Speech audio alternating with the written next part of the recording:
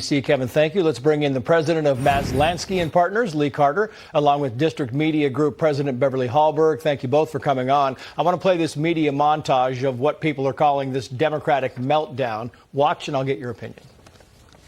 The conversations range from whether he should be in this race tomorrow morning to what was wrong with him. The universal reaction was somewhere approaching panic. Started minutes in. It started with the first couple of answers, and it has continued throughout the night from a, oh my God, oh my God, oh my God, to what do we do about this? And it involves very senior people in the Democratic Party, including elected officials, saying we have a problem. And just to co-sign what John is saying, I mean, the panic that I am hearing from Democrats is not like anything that I have heard.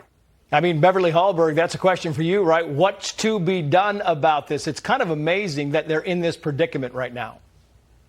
It really is, because the writing has been on the wall for a long time. It is true that Joe Biden did fairly well in his State of the Union address, but that was via teleprompter. I think this debate was all about his delivery. It wasn't about substance. Part of that is because both of these candidates have been president. We know what their policies are. This was about whether or not he could make it through 90 minutes. And what all of us saw was him, even as he began, shuffling up to the stage. And within his first answer, we knew it was bad. It was actually worse than I thought it was going to be. And of course, this is after 5 days of prep. I think there comes to a point where even in media that have covered for them, they realize the writing is on the wall and they can't cover anymore.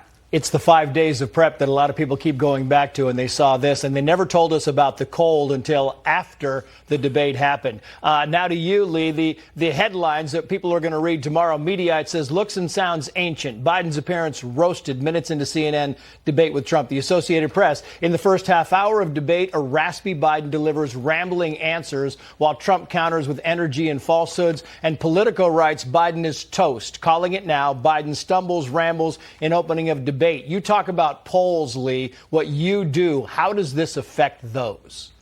Well, we just finished a focus group here tonight with voters. 5 of them were undecided voters.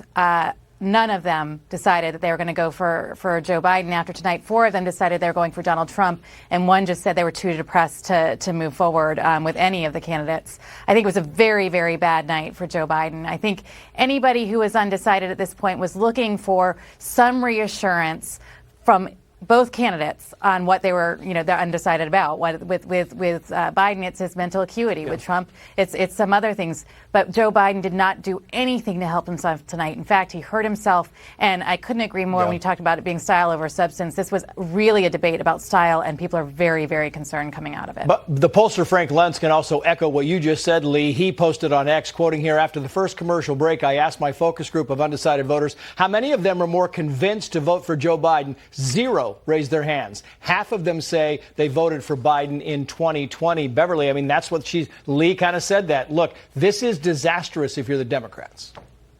Yeah, and this was all about the undecided voter. This isn't for the people who've already made up their mind who they want to vote for. And so what Donald Trump needed to do, I actually think he accomplished, and that was to not have the low blows, to not have the insults, to actually let Joe Biden speak. Joe Biden was burying himself with what he said. And so even if people didn't decide to pull the trigger for Donald Trump, if they decided not to vote for Joe Biden, maybe not vote at all or go for a third candidate, that's a win for Donald Trump. So I think he played it fairly well, Donald Trump, by not being as Trumpy as he has been in past debates and actually playing it pretty cool.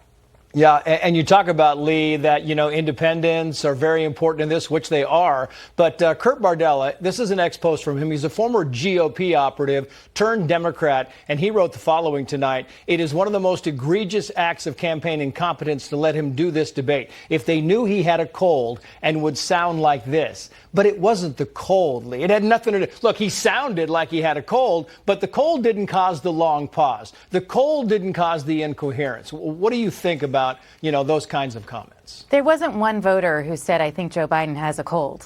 That wasn't there was no one even thought that there was anything related to his that kind of health. People were really much more concerned about Joe Biden in more comprehensive ways. And I think it was a very, very bad night. I don't think that anyone could have expected it to be that bad, except for the people who are helping him prepare for the last several days, because it was that bad. Yeah, it really was that bad. It's interesting. Stand by. I want to bring back in Steve Hilton and Jessica Milan Patterson if I can, because